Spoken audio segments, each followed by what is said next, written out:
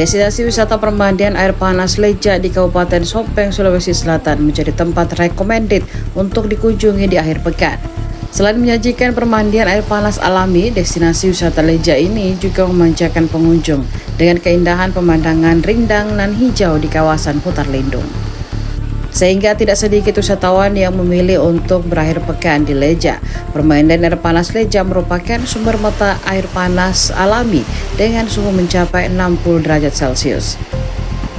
Kandungan belerang yang cukup tinggi mencapai 1,5% dipercaya dapat menyembuhkan penyakit rematik, rasa gatal, dan sebagai tempat terapi.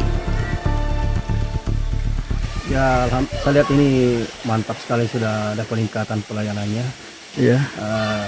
Setiap lokasi dia disediakan SOP-nya dan septik sehingga kita pengunjung merasa aman dan jelas kita mengarah kemana untuk merasakan air hangatnya ini. Leja.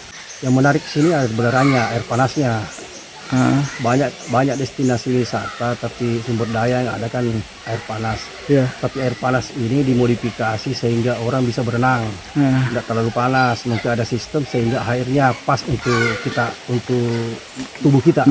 Karcisnya ya sudah pas, sangat Tidak pas mengeras untuk pengunjung. Ya, tidak mengeras dompet ya. Tidak pas, memuaskan dengan lokasi yang ada. Oke.